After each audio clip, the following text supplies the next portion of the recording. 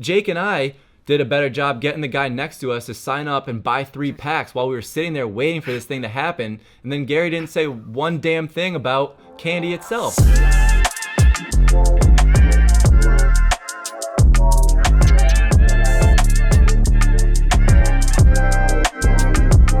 What's up, Candy fam? My name is Nate, and I'm here with Jake and Levi for a special episode of Talkin Candy. All 3 of us are in the Candy Suite, and all 3 of us were at VeeCon this past weekend in Minnesota, in Minneapolis, and we had a lot of good conversation while we were there.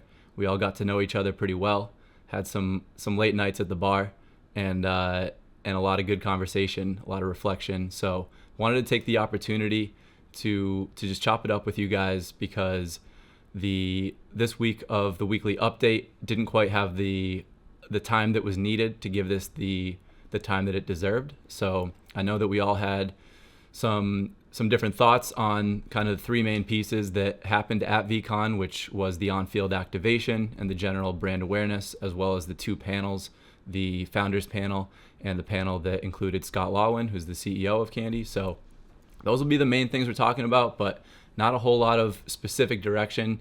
But let's tee it up with, well, you know what? Let's start with this.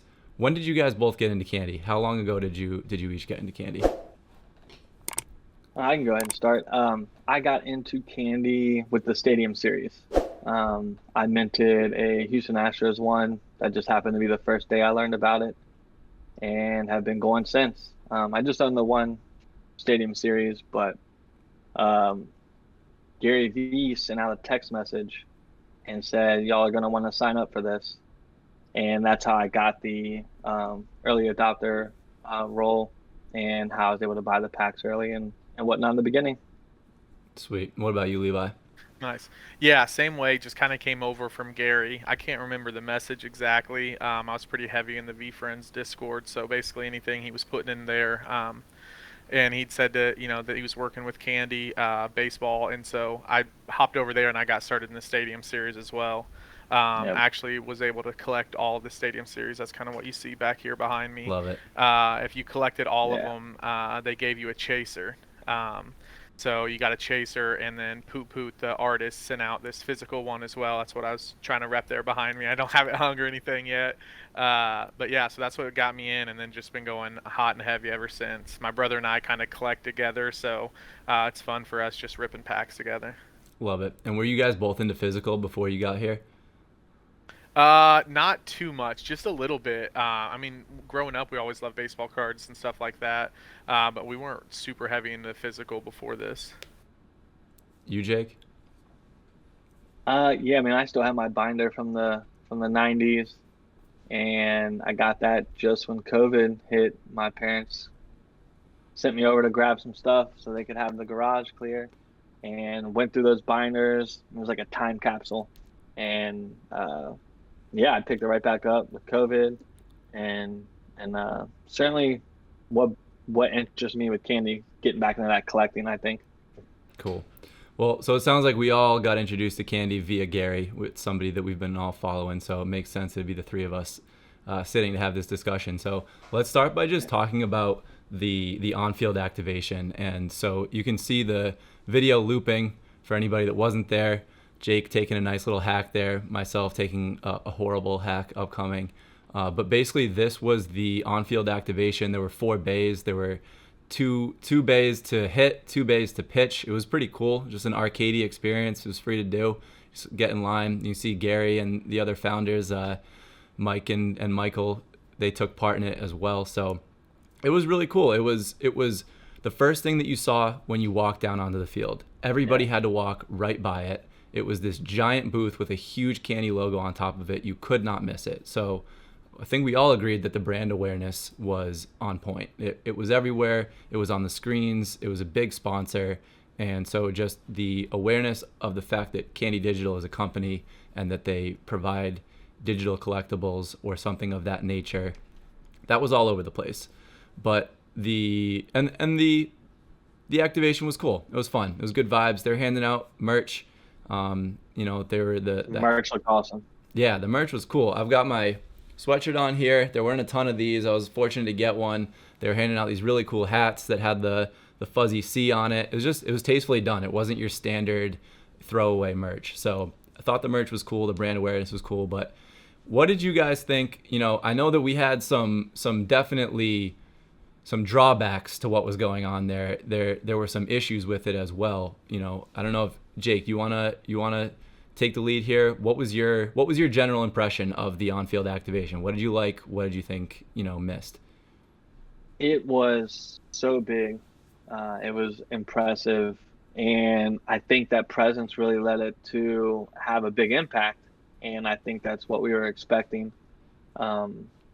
Unfortunately, it seemed like the activations were the main push the first day and not so much onboarding people into the candy community.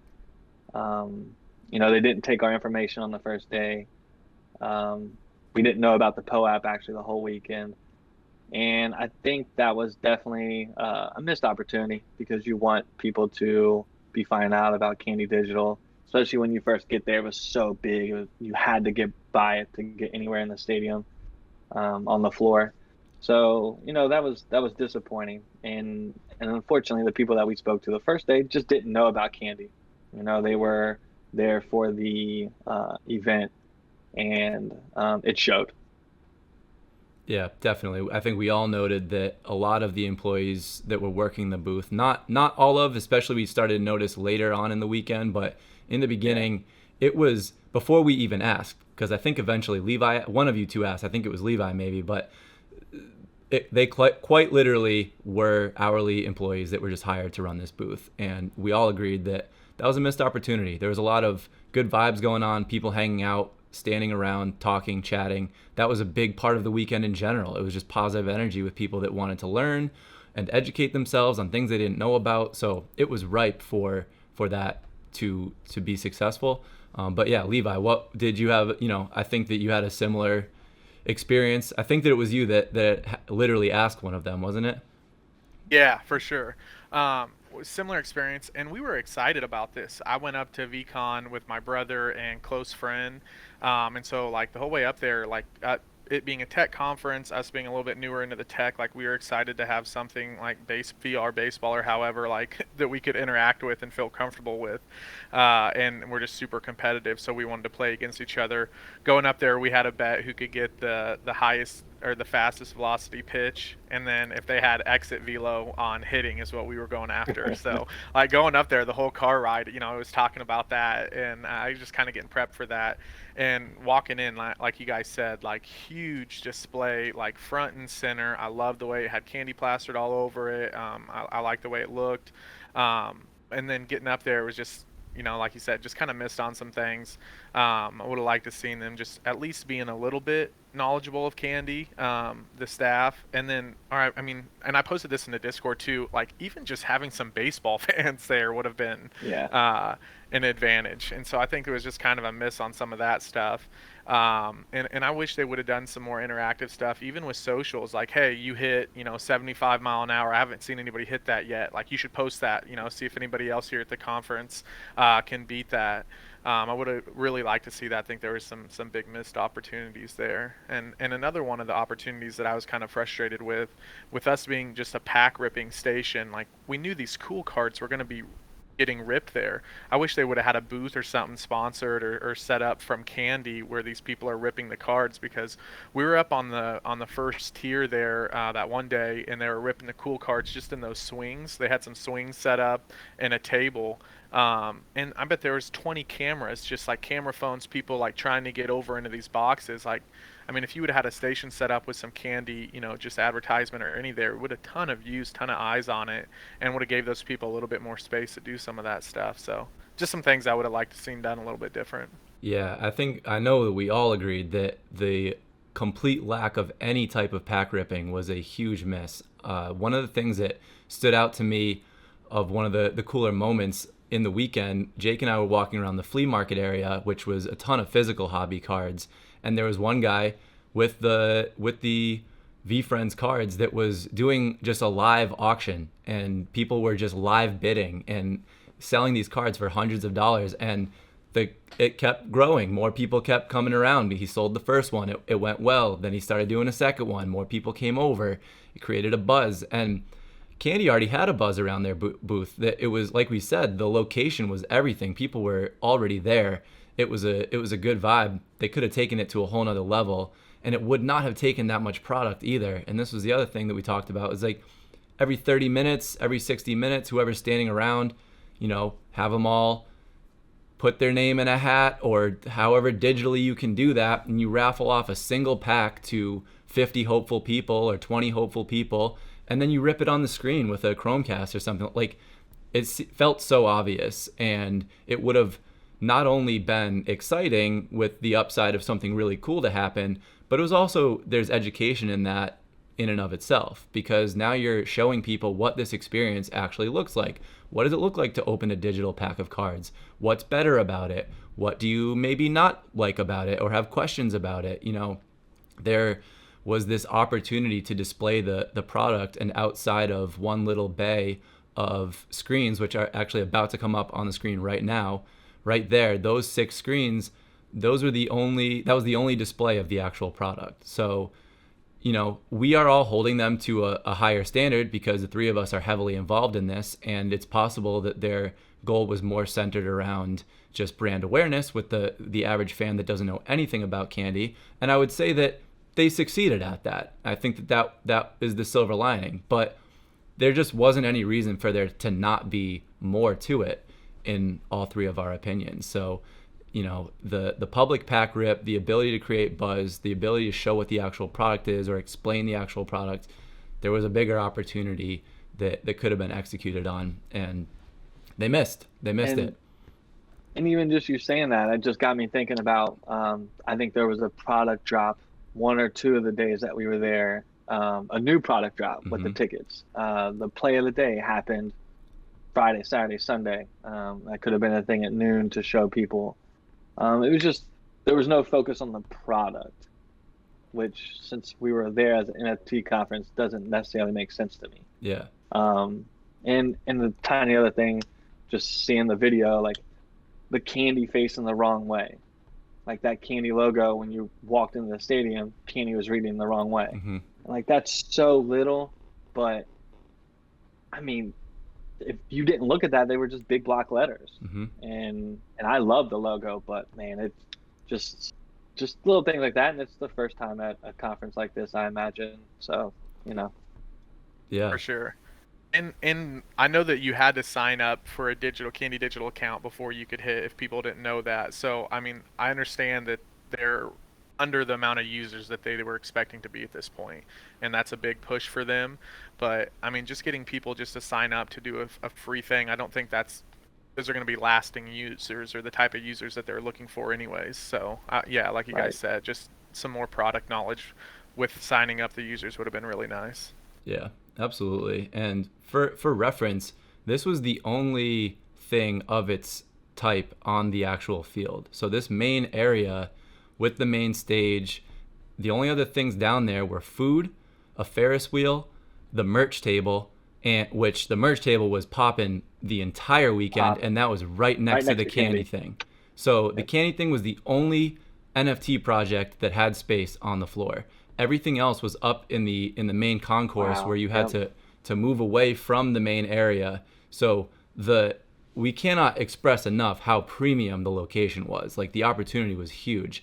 But also, for reference, all of those other booths that were up in the main concourse, they at times had their owners, their founders. They were chopping it up with people. Some of them were literally drawing art on people's shoes and different stuff, like real authentic engagement that was centered around the creativity of those projects. And that was one of the reasons why it stood out so blatantly to me, that there was an opportunity to do more with the product itself. If candy is the exclusive, digital collectible of the MLB, and that's their claim to fame, and these products, these NFTs being what they are, is their main focus, then that should have been what the focus was on, or at least a combination of things. So, other positives, I thought that, as we've touched on, as the weekend progressed, they were doing a better job of getting signups There were more employees there as the week went on. We talked to Cal, Lexi, and Jake, and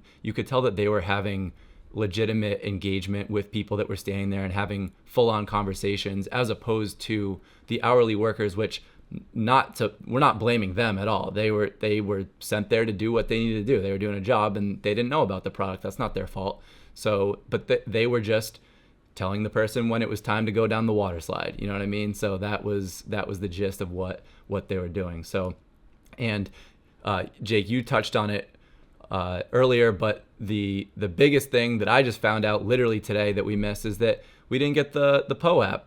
And I know that Levi got it, but there were QR codes all around this booth, and I scanned a handful of them, including the one on my water bottle and I think one on my hat.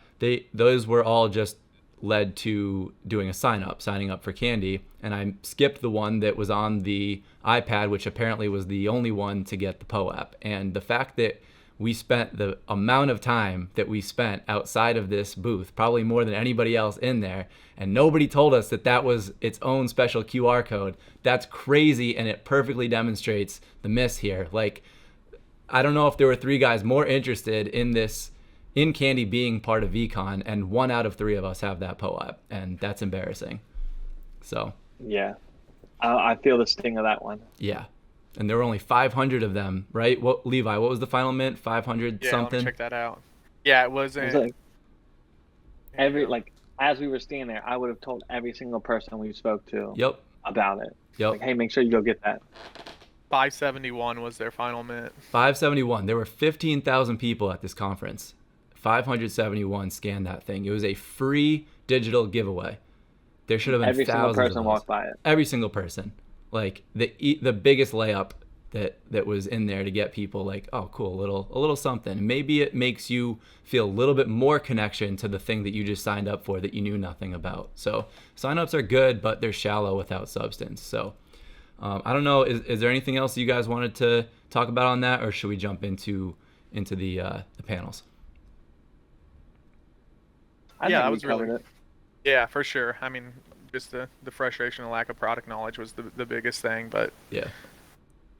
Cool. So like I said, the 2 panels, there's one. Well, let's start with the founders panel. So this one was called Sweet Talking with Candy Digital, which I actually got a kick out of because I was deciding between calling this channel Talkin Candy or Sweet Talk, and I went with Talkin Candy. So they called it, I guess it's low hanging fruit, but Sweet Talking with Candy Digital was the 3 founders. So it was Gary Vaynerchuk, it was Michael Rubin, who is the founder of Fanatics, and Mike Novogratz, who's the founder of Galaxy Digital. So these 3 guys are, 3 of the most successful, powerful men in this entire stadium, in a stadium with some very successful people that have done big things in the last year, 2, 3 plus. So a lot of really interesting, powerful, successful people. These 3 were in the room together at the same time.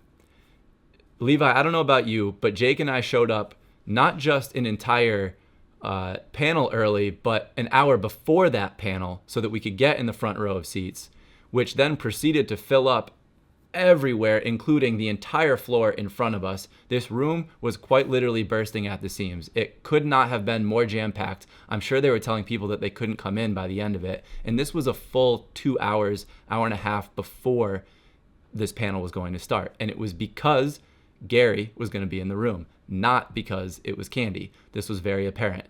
We were talking to other people around us, and that's to be expected. Candy's a new company. I'm not saying that's a bad thing, but it's context. Because then, as you can see on the video right now, the 3 of them came in, and everybody, you can see all those people on the floor in front of us. We were actually in the front seats. It just filled up in so dramatically that they were just filling every nook and cranny. And these panels were only 25 minutes long. For the first 20 minutes, they talked about their origin story, which had nothing to do with candy.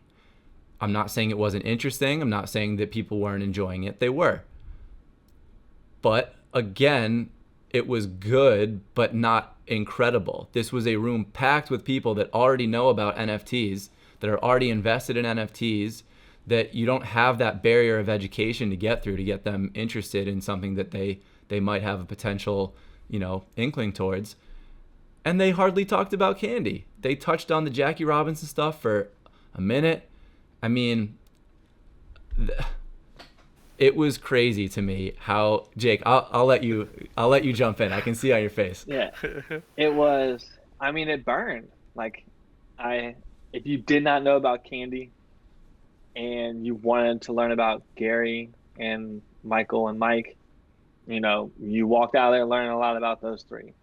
And I think the point of the story was they wanted to communicate to people that they have worked with athletes and famous people to connect their fans, the users of Candy Digital, to the athletes, to the talent.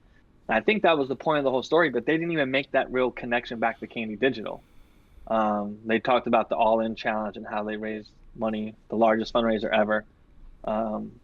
And it was incredible. Like, I forgot about that. And, we're 2 years into COVID, and, it was good to hear about that. But literally 90% of the time was about not candy. Mm-hmm. And, I walked in there so excited to see the product and displayed on the screens and hear Gary talk about his love for sports cards and how that rolled into the digital collectible space. I believe it was the next panel, but we heard about Scott's love for sports. It's just like that just was a miss for me. Yeah, I was late getting to the room. I was listening to a talk before that, but was able to get in. But I was in the back just standing. I mean, it was absolutely packed, like you guys said. I think it was quite a bit of a miss as well.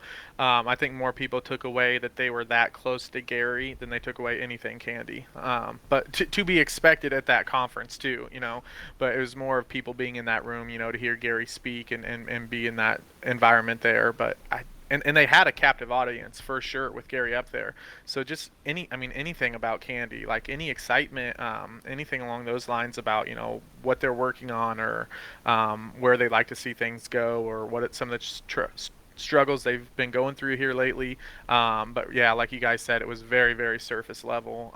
Just by the time they got through introductions and then went through, just a couple of the other things. And like, again, at surface level, there really was no substance there, in my opinion.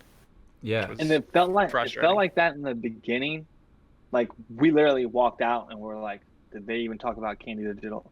And then by the end of the event, when we were back at our hotel rooms, 11:30, 12 o'clock at night, and we went through this amazing day, hearing from all these founders of projects, artists, creative people who were so excited to be here. I think that made it actually sting a lot more than just when we walked out of there and Nate and I looked at each other or actually we stuck around for another one because we had such great seats. But we just kind of looked at each other like, what happened?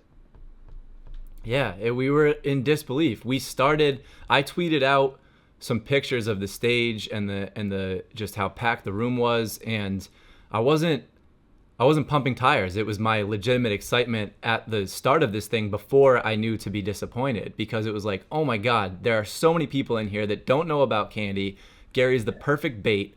He's got this captive audience, and now we're going to educate a bunch of people on this.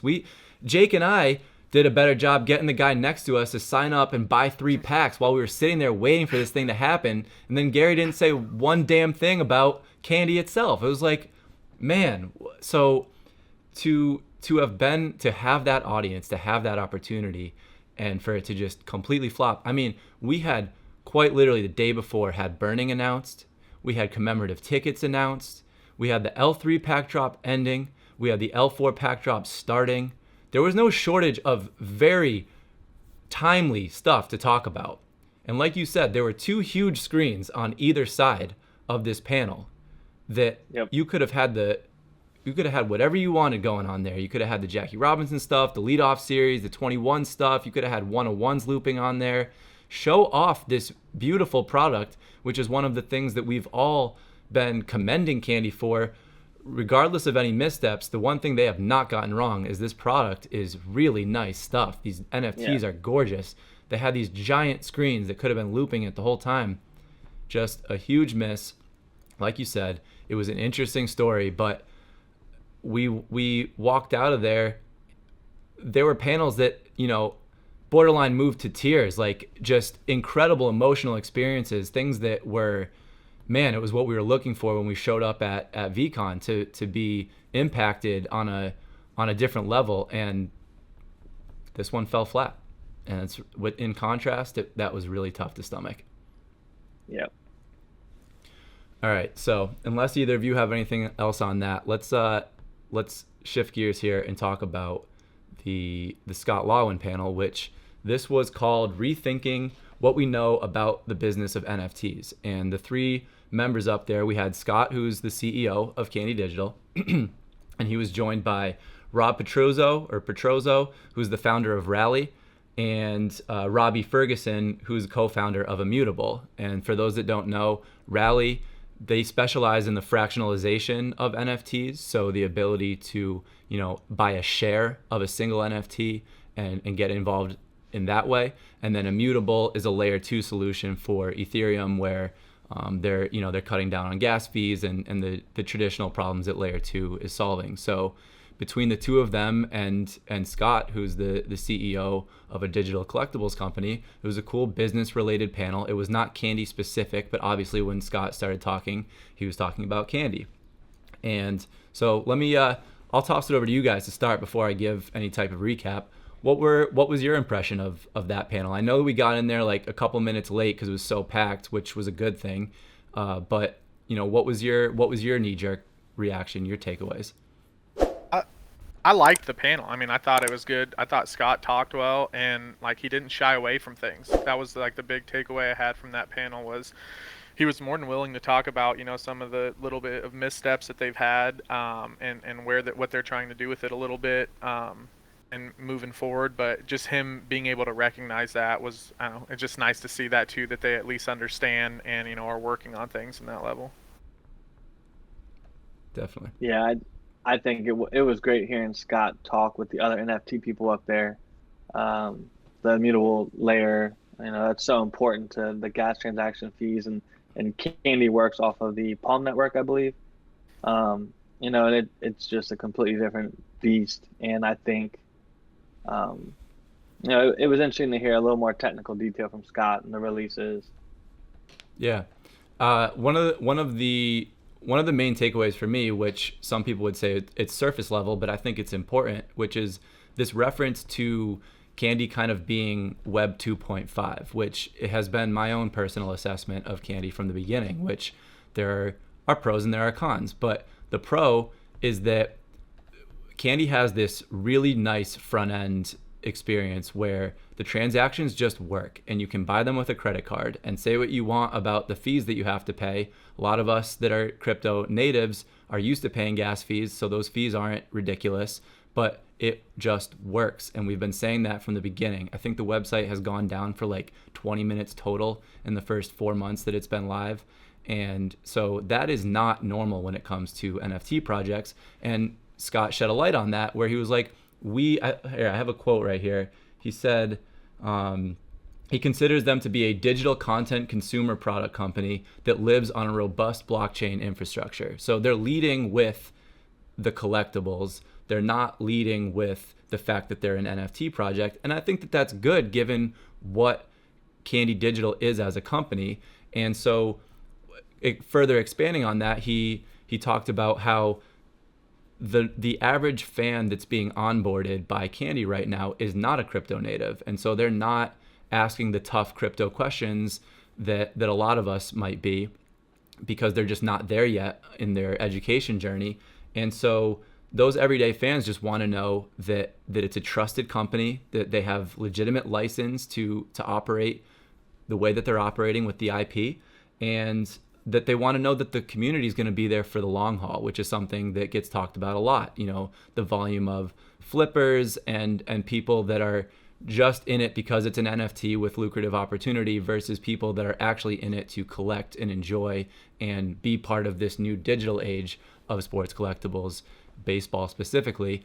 And so the final, the end cap to that was that he said that's why they're focusing on having deals with a lot of these big brands like the WWE, it's not NASCAR, but racing, college football, college basketball. Yes, those products have had their own challenges and issues, but they're trying to do things that say to people, look, we are partnering with big companies, we're partnering with a broad variety of different products, and giving your average fan a way to engage with candy in multiple different ways across multiple different, subject matter.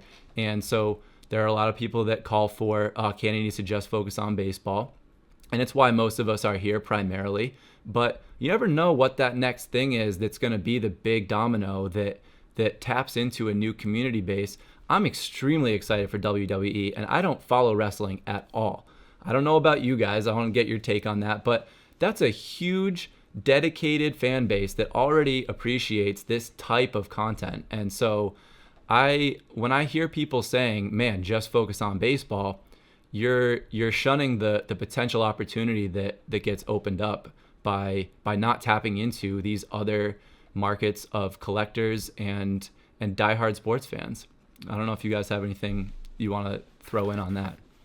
Yeah, I'll play a little bit of devil's advocate on that, just because one of the best things I took away from Scott's talk when he was up there was him talking about the MLB has expectations of what they want to see out of some of this stuff as well. So whether that's the Players Association or the MLB itself, they're obviously coming to Candy and saying, hey, we want so many players or we want so many pack sizes, just because they have things that they're trying to onboard more fans into baseball. And I'm sure that's one of the ways that Candy was able to get that licensing deal or however.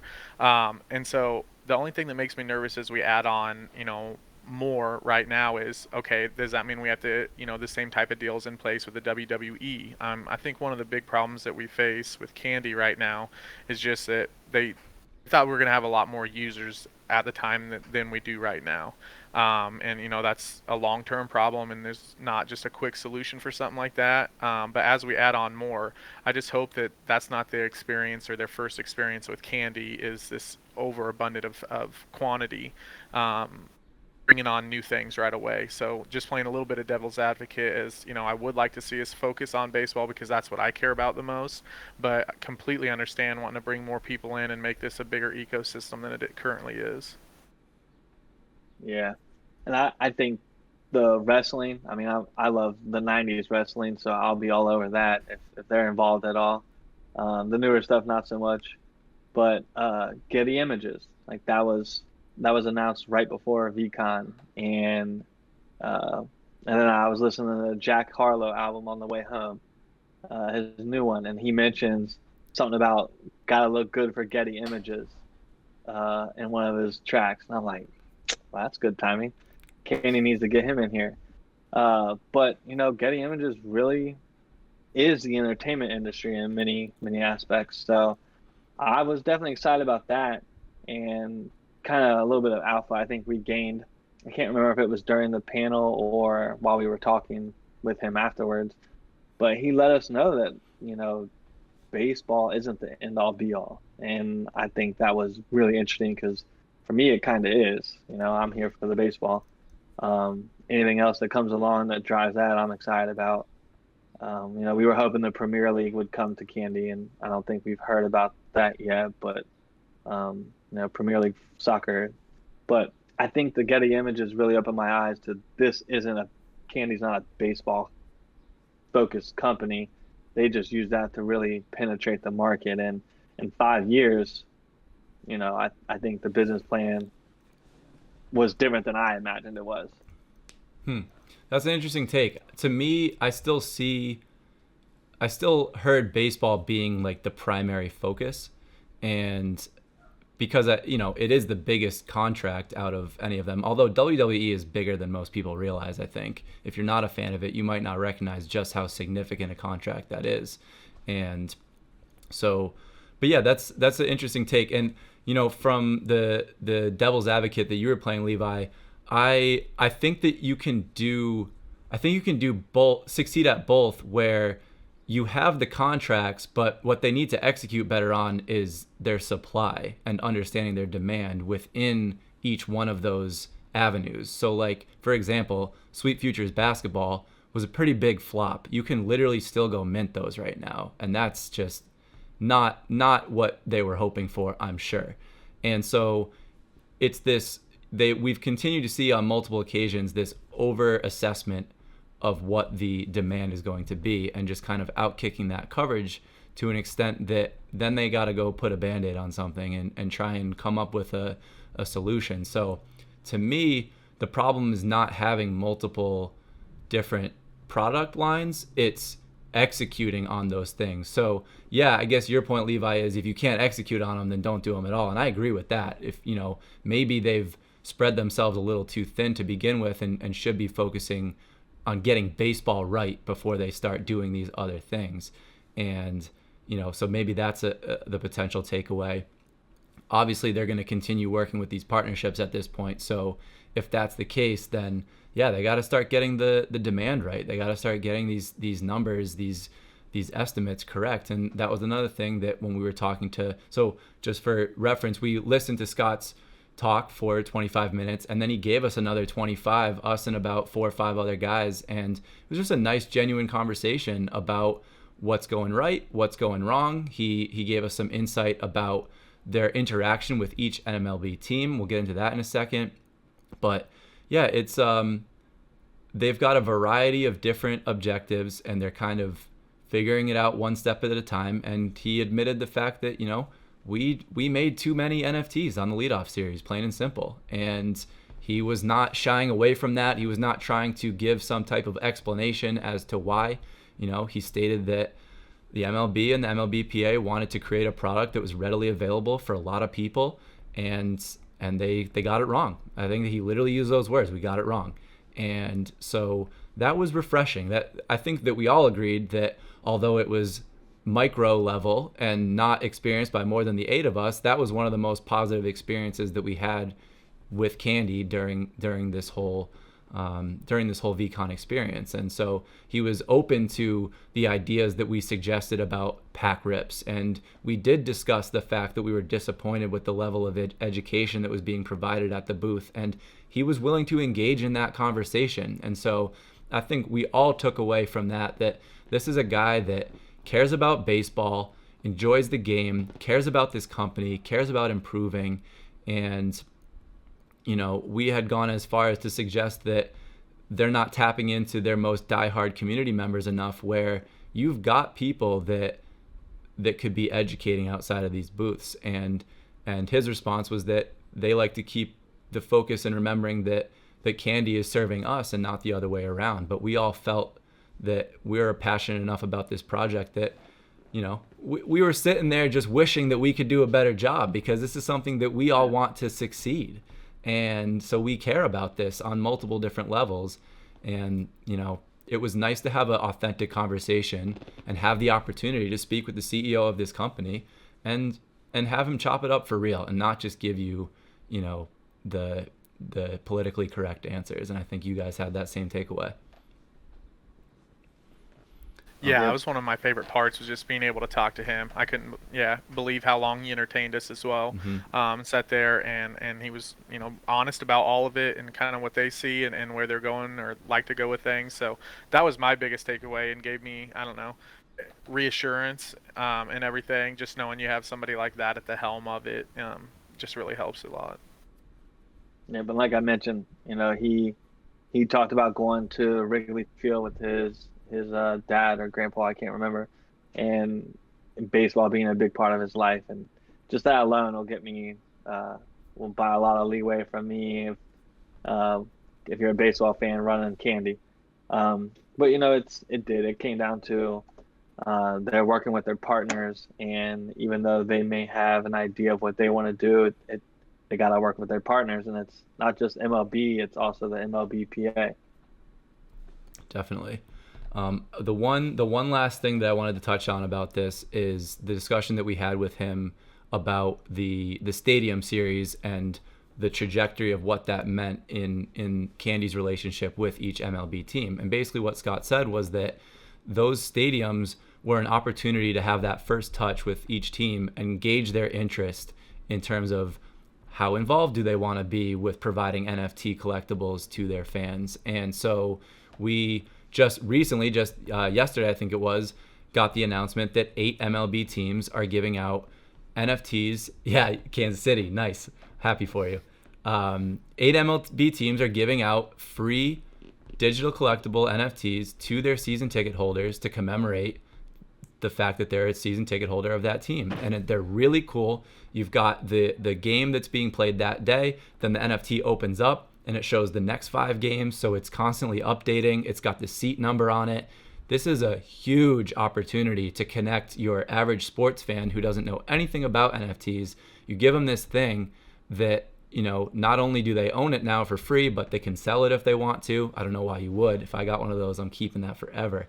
But it bridges that gap with a free entry point. Like it's you need that. That's part. If you're trying to educate people that know nothing about NFTs, if your primary onboarding consumer is not a crypto native individual, which it seems that it's not, that's not the focus here, then those are huge opportunities. And so getting back to the point that I was trying to make there, he said how you basically had every team fall into 3 buckets by the end of that stadium series, which was that you had a handful of them that were like, we want to lean into this. This is a huge opportunity. I'm going to assume that it's those 8 teams, right? So that's kind of your top bracket. Then he said most of them said, we'll look into it. We hear you, but we're not ready to jump off the cliff right away. And then he said that there were some that were just like, we've got 5 things on top of this that we need to take care of. And if this takes off, we'll be fast followers. Cincinnati. Yeah. Cincinnati's got a whole lot to take care of.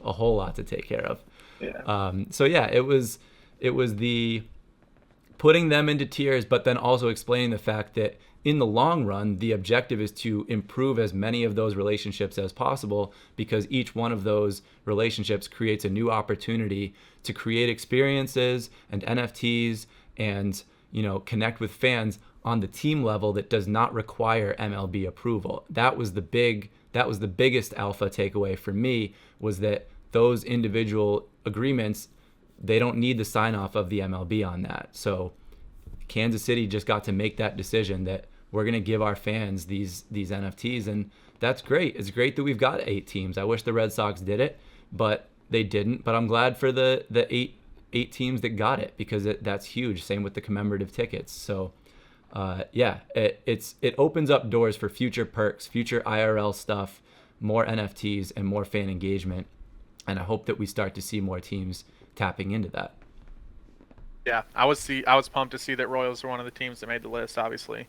I mean, just after talking to Scott, it just kind of like, oh, maybe they are willing to play ball, which could open up, some things for us later down the road. It looked like most of the teams were small market teams, though. I didn't look at the list too much, so I mean, it makes sense that those are the teams wanting to play ball and bring in new fans into their fan base. Definitely. And I know if you also have that ticket in your wallet, you then, like the Reds had the play of the day today with Joey Votto. If you had that ticket, then, which the Reds don't currently have offered, but if you had that ticket, you get the day's play of the day for free, which alone is a $15 NFT, which I think is super cool. That's a great call out, because David and I forgot to talk about that element when we were recording our weekly update this week, and that's a huge thing. And I also I'm going to give a shout out to the Candy mods on this one. I don't know, I'm assuming, but this has been a community driven idea from a lot of different people for months now. Whether it be tied to holding a stadium series or something else, but the concept was reward fans of a given team by giving them free play of the days if they were at the game or if they're a confirmed fan of the team. So this is something that we've seen cooking in Discord for a while now with these types of concepts, where reward the fans of those teams. Free NFTs is a good idea in this space, especially some of these lower value ones. These are only $15 to buy. It's not like a huge giveaway, but it's some way to continue that relationship. And so maybe you've got a season ticket holder of, the list is Kansas City, Miami, Minnesota, New York Mets, Oakland, Pittsburgh, Texas, Toronto. So a couple bigger teams in there, mostly small market teams, but you're giving an opportunity to fans of baseball, because I don't know if there's a bigger bracket of people that have, or a more significant bracket of fan than somebody that has signed up for season tickets of a team, right? So they're a huge fan of the game. Now you give them a free NFT, and now that free NFT gets them more free NFTs. That's how you get somebody interested with no risk, but something that matters to them about their team, about a play that was cool or a significant moment. This is a really, really good initiative, and it's a really, really exciting opportunity for onboarding given that ecosystem that they're creating there. So I love it. Yeah, I think all 6,000 people that were there at the Reds game last night, there weren't a lot of them there. There was a lot of empty seats. Yep. But it was a home game. And so if you had season tickets, you were at that game, you'd wake up, I guess not today, but the next day, you'd wake up with a free play of the day from a game you went to or, had tickets to. I think that's so cool. Yeah. Yeah, I'm gonna have to be a little bit quicker with these Bobby Witt play of the days in the future too. Now that they'll be giving out a few more, I gotta take that into consideration.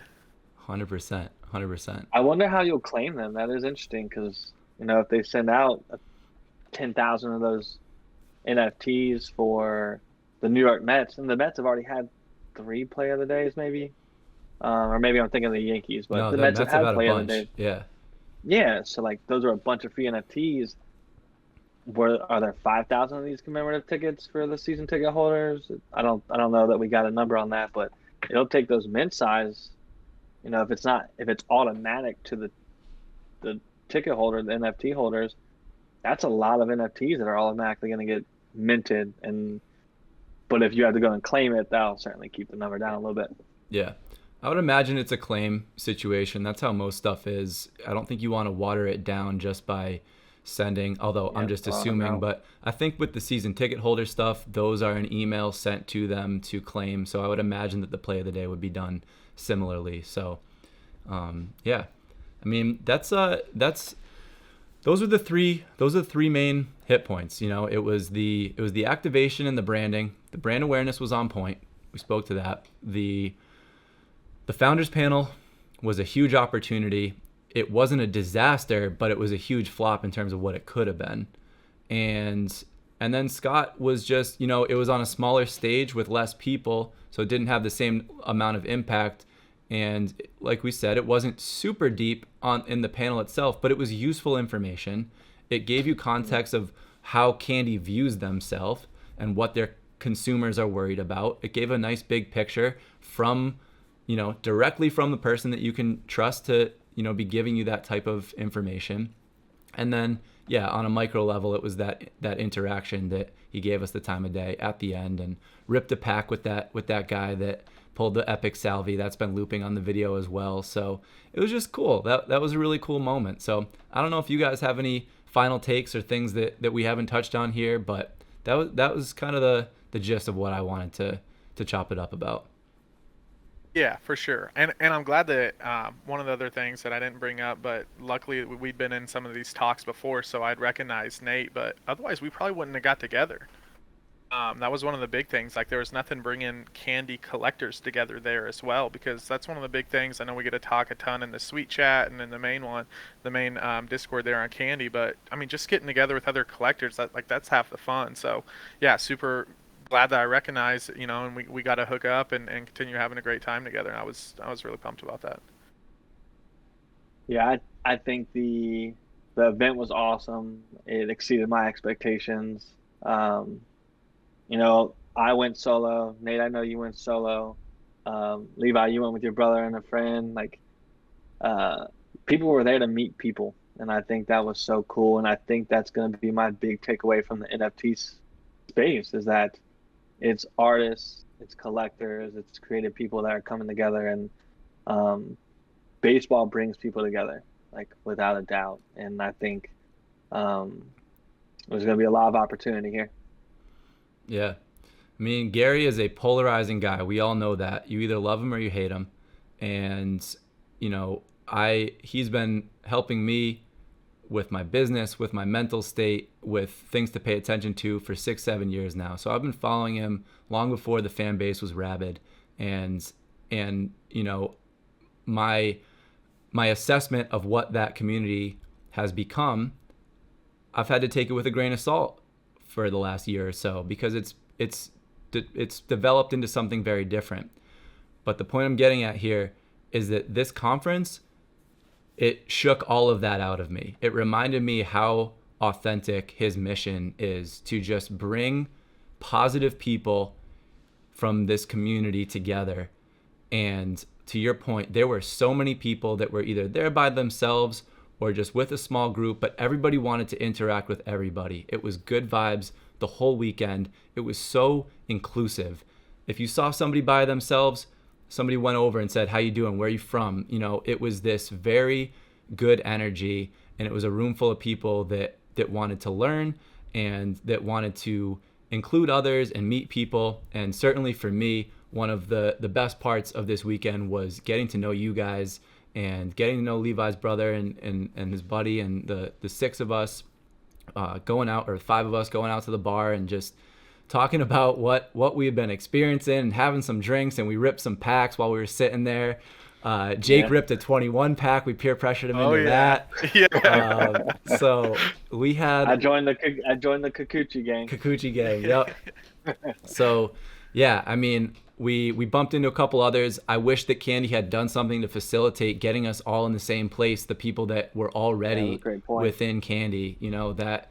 You know, to Levi's point, that would have been really cool if they had leveraged. Yeah, signing up new people is great, but there were a lot of us there that are pretty diehard into this already, that it would have been nice to see some opportunity to get us all in the same room and have some cool conversation about what's working, what's not. And I think that is a future opportunity as well. So unless either of you guys have any other input, I think we'll leave it at that.